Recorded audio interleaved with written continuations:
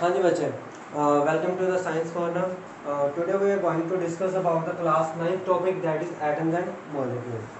In this video we will cover the topics introduction, laws of chemical combination, and at last Dalton's atomic theory. So now let's come to the introduction. What are atoms? बच्चे, as we have listened that atom is the smallest particle of the element which is indivisible. Atom क्या है? एक smallest particle है जो बिल्कुल बच्चे indivisible है, जो आगे डिवाइड नहीं हो सकता. मान लो बच्चे एक चौक को मैं तोड़ते जाऊं, अब एक टाइम आएगा जब बच्चे वो टूटना बंद हो जाएगा, आगे डिवाइड होना बंद हो जाएगा. अब वो जो पार्टिकल मुझे मिल रहा है उसको हम क्या बोलते हैं? एटम बोलते हैं. हाँ, अगर मैं डेफिनेशन रीड करूं, atom is the smallest particle of the element which may or may not exist independently. अब मैंने क्या बोला? विच may or may not exist independently. अब बच्चे इसका क्या मीनिंग है? अब देखो, हमारे पास काफ़ी सारे एलिमेंट्स हैं, 118 एलिमेंट्स हैं. अब बच्चे 118 के एलिमेंट सारे के सारे अकेले नहीं रह सकते, उनको आपस में कंबाइन करना पड़ता है. हाँ, लेकिन ये नहीं सभी को कंबाइन करना पड़ता है, कुछ अकेले भी रह सकते हैं. जैसे फॉर एग्जांपल बच्चे हाइड्रोजन है, ठीक है. अब ये अकेला नहीं रह सकता, ये अपने साथ ही कंबाइन कर रहा है तो वो जाके हाइड्रोजन का एक बन रहा है. सेम विद O2, ये भी अकेला नहीं रह सकता, ठीक है. सोडियम है, वो भी किसी न किसी के साथ कंबाइन करता है दुनिया में रहने के लिए. लेकिन साथ ही कुछ ऐसे भी एलिमेंट्स हैं जो बच्चे अकेले भी रह सकते हैं, लाइक नियॉन, आर्गन है, जो नोबल गैसेस हमारे पास है, ठीक है. अब ये क्या है? ये एग्जिस्ट इंडिपेंडेंटली, ये नेचर में अकेले रह रहे हैं, ठीक है. लेकिन जो साथ वाले हैं, ये हाइड्रोजन, ऑक्सीजन, ये अकेले नहीं रह सकते. यही बात मैंने बोली, which may or may not exist independently, which may or may not exist independently. फिर मैंने क्या बोला? But take part in chemical reaction. अब बच्चे ये जो एटम्स ही हैं जो केमिकल रिएक्शन में पार्टिसिपेट कर रहे हैं. अब बच्चे फॉर एग्जांपल हमेशा बोला जाता है, हाँ, मान लो हाइड्रोजन की रिएक्शन हुई क्लोरीन के साथ, उन्होंने क्या बनाया? HCl, ठीक है. हाइड्रोजन ने रिएक्शन की क्लोरीन के साथ, क्या बन गया? HCl. अब बच्चे हम रिएक्शन बोलते हैं एलिमेंट रिएक्शन कर रहे हैं, नहीं. रिएक्शन कौन कर रहा है? Atoms of the hydrogen reacts with the atoms of chlorine and that form. अब देखो लाइक मैं क्या कह रहा था? H2 reacts with Cl2 means atoms of the hydrogen reacts with the atoms of chlorine. अब मान लो मैं एक एग्जांपल देता हूँ, जस्ट सी, एक स्कूल है X एंड दूसरा स्कूल है मेरे पास Y, ठीक है. एक स्कूल X है, दूसरा स्कूल Y है. दोनों के 11 प्लेयर्स आपस में क्रिकेट खेल रहे हैं. अब जब भी बात होगी क्या बोला जाएगा? X स्कूल का मैच चल रहा है Y स्कूल के साथ, ठीक है. X स्कूल के खेल रहे हैं, बच्चे खेल रहे हैं Y स्कूल के बच्चों के साथ. अब बच्चे फिर वही बात, X स्कूल के बच्चे, X स्कूल के प्लेयर्स खेल रहे हैं Y स्कूल के प्लेयर्स के साथ, ना कि X स्कूल खेल रहा है Y के साथ. अब क्रिकेट मैच के अंदर खेल कौन रहा है? प्लेयर्स खेल रहे हैं, ना कि स्कूल खेल रहा है. X नाम किसका आ रहा है? स्कूल का, X का, ठीक है. Same with that hydrogen reacts with chlorine. बोला जाता है हाइड्रोजन रिएक्ट्स विद क्लोरीन, लेकिन असल में रिएक्ट कौन कर रहा है? Atoms of hydrogen reacts with atoms of chlorine and that forms the HCl. Clear बच्चे? अब आगे चलते हैं. नेक्स्ट हमारा क्या था? Laws of chemical combination. अब जैसे मैंने अभी बोला कि कुछ एटम्स हैं जो अकेले नहीं रह सकते, विच मे नॉट एग्जिस्ट इंडिपेंडेंटली, ठीक है. वो क्या करेंगे बच्चे? किसी के साथ कंबाइन करते हैं. अब कंबाइन वो ऐसे नहीं कर सकते, उनके लिए हमने कुछ ना कुछ रूल सेट किए हुए हैं. उनको हम क्या बोल देते हैं? Laws of chemical combination.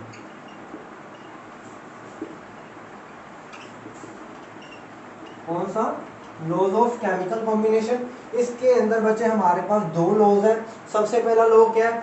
Law of conservation of मास।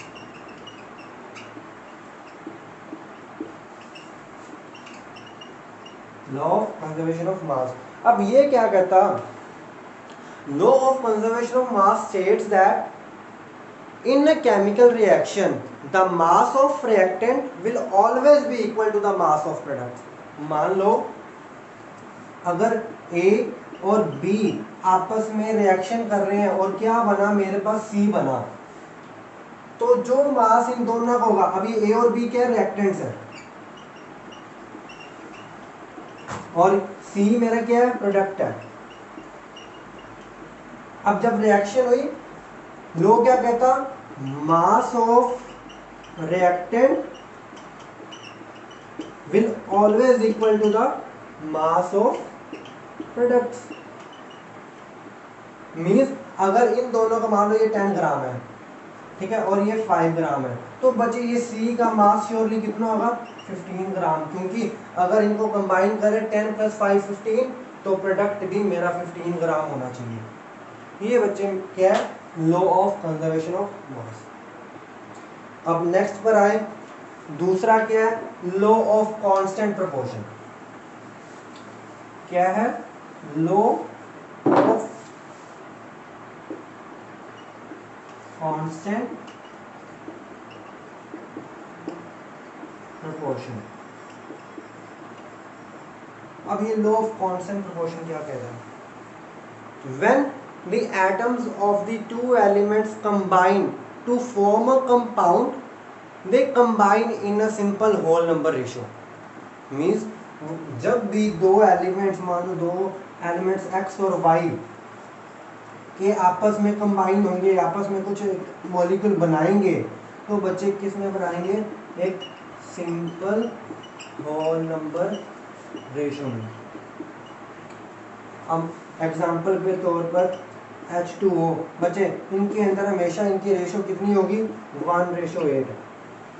जब भी वाटर बच्चे बनेगा, हाइड्रोजन और ऑक्सीजन आपस में कंबाइन करेंगे, इनकी रेशियो कितनी होगी, 1:8 होगी।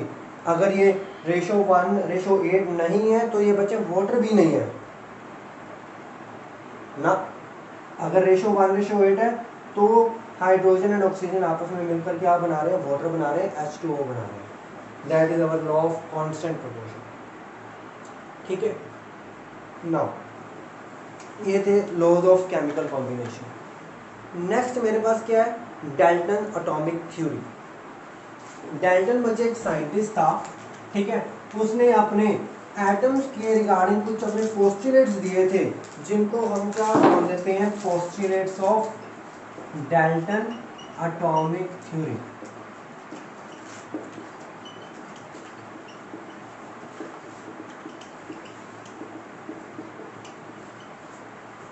अब बच्चे इसके 6 पोस्टुलेट्स हैं।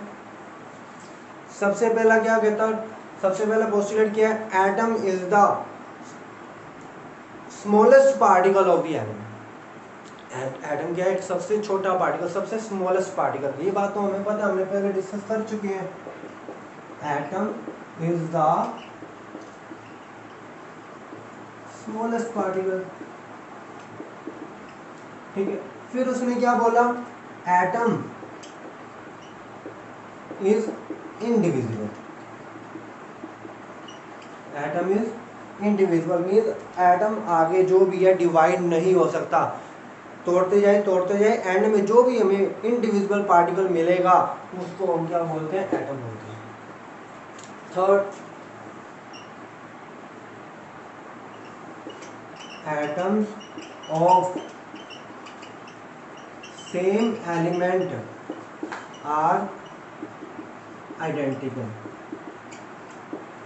अब इसका क्या मीनिंग है, क्या बोलता डाल्टन कि अगर एक ही सेम एलिमेंट के एटम्स हैं, वो सारे के सारे क्या होंगे, आइडेंटिकल।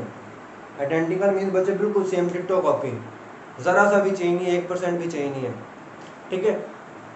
अब atoms of the same element, मान लो हाइड्रोजन एक एलिमेंट है। अब ये तो है नहीं कि वो सिर्फ एक ही एटम का बना हुआ है, उसके अंदर कितने सारे एटम्स होंगे।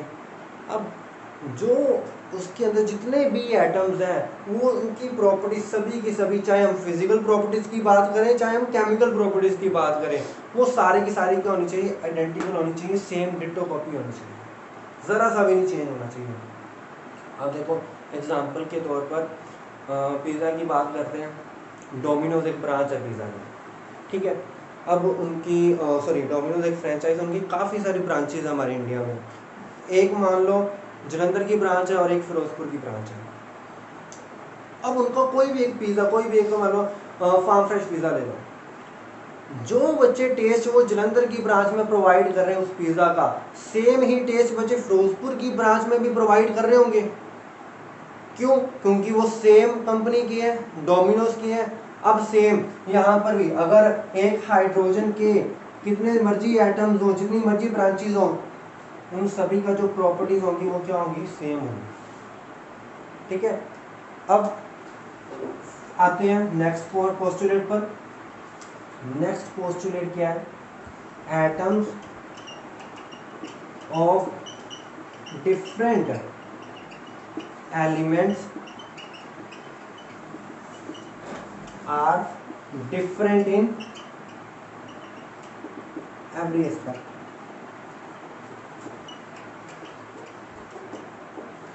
मीन्स अगर दो अलग अलग एलिमेंट्स हैं तो उनके जो एटम्स होंगे वो बच्चे हर एक एस्पेक्ट से अलग अलग होंगे, उनकी कोई एक भी प्रॉपर्टी नहीं सेम होनी चाहिए, चाहे हम बात करें फिजिकल प्रॉपर्टीज की चाहे बात करें केमिकल प्रॉपर्टीज की, दोनों ही अलग अलग होंगी।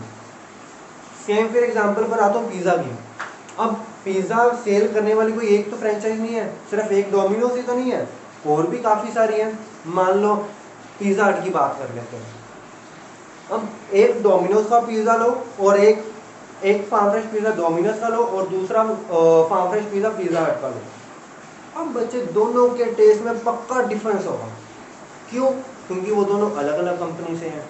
सेम अगर दो अलग अलग, एक एटम हाइड्रोजन के और दूसरा एटम कार्बन का है, तो बच्चे पक्का इनकी जो physical properties and chemical properties होंगी एटम्स की वो डिफरेंट होनी चाहिए, ये डाल्टन ने बोला था, ठीक है। अब आए नेक्स्ट पर। नेक्स्ट क्या कहता, atoms of different element combine to form a compound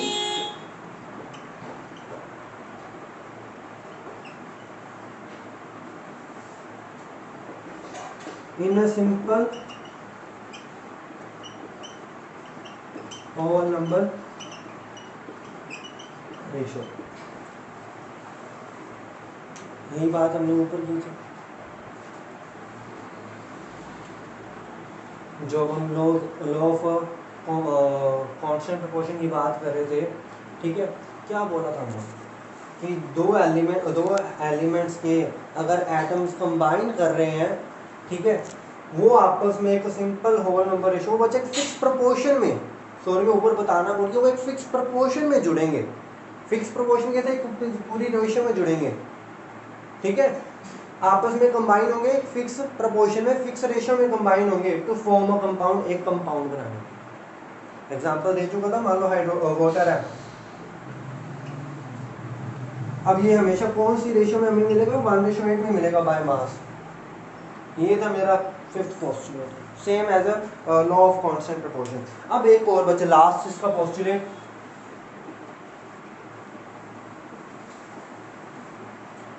last postulate बच्चे क्या कहते हैं इसका,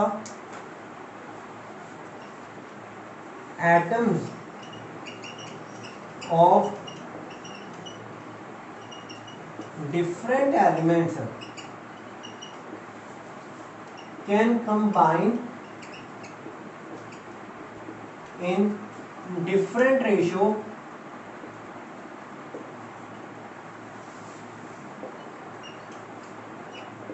to form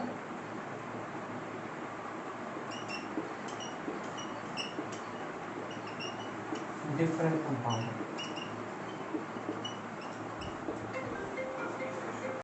हम बात कर रहे थे atoms of the different element can combine in different ratio two form a different compound. अब दो एलिमेंट सिर्फ मिलकर एक ही कंपाउंड थोड़ी ना बनाते हैं। अब हाइड्रोजन और ऑक्सीजन मिलकर वाटर बना रहे हैं, इसका मतलब ये थोड़ी ना कि सिर्फ वाटर ही बना सकते हैं, ये हाइड्रोजन पर ऑक्साइड भी बना सकते हैं। लेकिन हाँ, यहाँ पर इनकी वाटर की जब वाटर बने थे तब इनकी रेशियो 1:8 है, यहाँ पर इनकी रेशियो 1:16 हो जाएगी हाइड्रोजन एंड ऑक्सीजन की। अब यही पोस्टुलेट बोल रहे हैं atoms of the different element can combine in different ratio हो गई to form a different compound. यहाँ वाटर बना और यहाँ पर क्या बन रहा है, हाइड्रोजन और ऑक्साइड। दो एलिमेंट्स कंबाइन कर सकते हैं डिफरेंट रेशियो में, लेकिन तब कंपाउंड भी डिफरेंट बनेगा। ये थे हमारे 6 पोस्टुलेट्स बचे डाल्टन एटॉमिक थ्योरी के। लेकिन अब हर एक बंदा परफेक्ट नहीं होता, किसी की कुछ ना कुछ कमियां रह जाती हैं। सेम इसकी भी कोई ना कोई बच्चे कमी रह गई। वो क्या कमियां थी, कौन कौन से इसके पोस्टुलेट्स आगे जाके गलत प्रूफ हुए, अब बच्चे वो हम डिस्कस करते हैं। क्या टॉपिक है, ड्रॉबैक्स ऑफ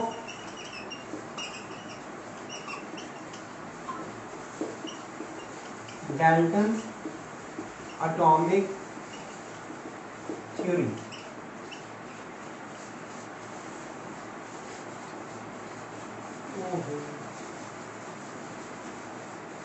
अब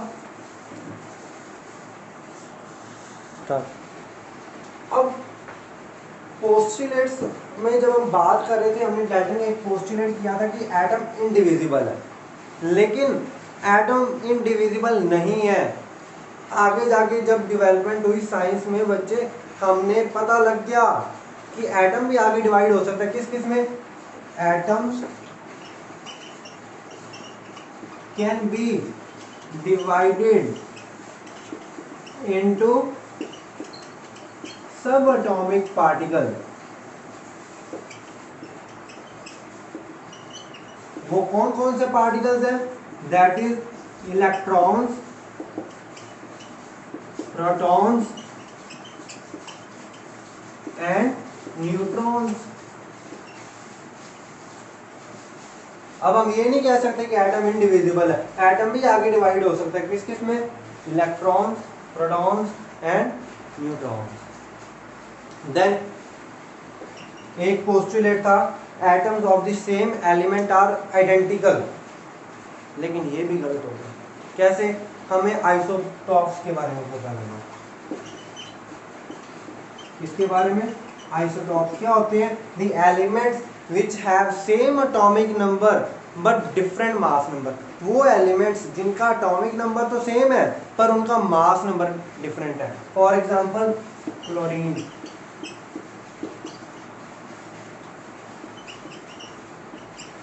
अब देखो, है सेम एलिमेंट, 17 एटॉमिक नंबर है दोनों का, लेकिन इनके मास नंबर डिफरेंट है। एक का 35 है, दूसरे का 37। अब मास नंबर से हमें क्या पता लगता है, फिजिकल प्रॉपर्टीज। अब अगर मास नंबर डिफरेंट है तो फिजिकल प्रॉपर्टीज भी डिफरेंट होंगी। डाल्टन ने क्या बोला था, अगर सेम एलिमेंट के एटम्स है वो आइडेंटिकल होने चाहिए, डिट्टो सेम, लेकिन यहाँ तो डिफरेंस आ रहा है, तो उसका ये वाला पोस्टुलेट भी गलत होगा। थर्ड, उसने क्या बोला था कि atoms of the different elements are different in every aspect. Means अगर दो अलग अलग एलिमेंट के एटम्स हैं वो हर एक तरफ से अलग होने चाहिए, हर एक पक्षों अलग होने चाहिए। पर इतने अपन की देखो मिला आइसोबार्स। आइसोबार्स क्या होते हैं, the elements which have different atomic number but same mass number. वो एलिमेंट्स जिनका एटॉमिक नंबर तो डिफरेंट है पर उनका मास नंबर सेम है, लाइक आर्गन एंड कैल्शियम। अब दोनों अलग अलग एलिमेंट है, एटॉमिक नंबर अलग अलग है, लेकिन इनका मास नंबर क्या है, सेम है। अब अगर इन दोनों का मास नंबर सेम है, मैंने अभी बताया मास नंबर से हमें क्या पता लगता है, फिजिकल प्रॉपर्टीज। तो अगर मास नंबर सेम है तो फिजिकल प्रॉपर्टीज भी सिमिलर होंगी। एलिमेंट्स अलग अलग है, फिजिकल प्रॉपर्टी सिमिलर है, डाल्टन कहता था अलग अलग होनी चाहिए, तो यहाँ पर वो फिर दोबारा गलत नहीं हो गया? बिल्कुल हो गया। तो ये थे drawbacks of the Dalton atomic theory. आज के लिए इतना ही। और एक बात कहने के बच्चे लास्ट में कि वीडियो को जब भी आप देखो बच्चे लास्ट तक जरूर देखा करो, क्योंकि एक टॉपिक मान लो यहाँ तक आ रहा है तो बच्चे जो नेक्स्ट वीडियो होगी वो यहाँ से स्टार्ट होगी।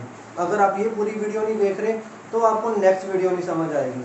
एंड हाँ, अगर आपको कोई भी डाउट आता है या अपना जो भी आपका रिव्यू आप कमेंट बॉक्स में लिख सकते हो। एंड प्लीज़ हाँ, शेयर और सब्सक्राइब तो कर ही देना। Thank you.